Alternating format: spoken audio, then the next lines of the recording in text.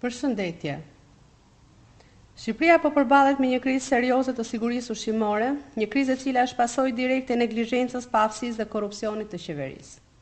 Çdo ditë qytetarët shqiptar konsumojnë produkte pas të garanci kontrolli, të importuara pas standarde dhe të prodhuara në kushte që rrezikojnë shëndetin publik. Në tregjet tona qarkullon mish i ngrirë për vite të tëra, fruta dhe perime me mbetje të larta pesticidesh, produkte byllmeti pa analizë dhe ushqime të amballazhuara që nuk do të lejoheshin të shiteshin në asnjë vend evropian.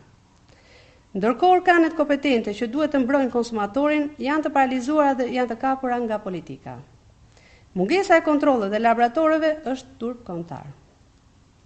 Shqipëria sot ka pak laboratore të certifikuara për analizat ushqimore, shumica të cilave janë jashtë funksionit dhe të pajisura me teknologji të vjetëruar.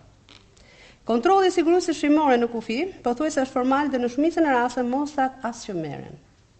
Nuk ka asnjë sistem të unifikuar analizash dhe nuk ka transparencë për rezultatet. Dhe mbi të gjitha nuk ka asnjë llogaridhënie për skandalet e përsëritura që lidhen drejt për drejt me cilësinë e sigurisë ushqimore. Kjo qeveri ka braktisur çdo detyrim ligjor dhe moral për mbrojtjen e shëndetit të qytetarëve. Autoriteti kombëtar i ushqimit është kthyer në një strukturë burokratike që merret më me shumë tendera e propagandë sesa me detyrime thelbësore, garantimin e sigurt të sigurisë ushqimore për qytetarët. Ne kërkojmë kontrolle reale dhe periodike për të gjitha produktet që hyjnë dhe tregtohen në Shqipëri. Funksionimin e laboratorëve kombëtar dhe transparencë publike për të gjitha rezultatet e analizave. Hetim të plot për të gjithë zyrtarët përgjegjës se kanë lejuar futjen e produkte të rrezikshme në treg. Investim serioz në infrastrukturën e sigurisë ushqimore dhe mbështetjen për prodhimin vendas të certifikuar.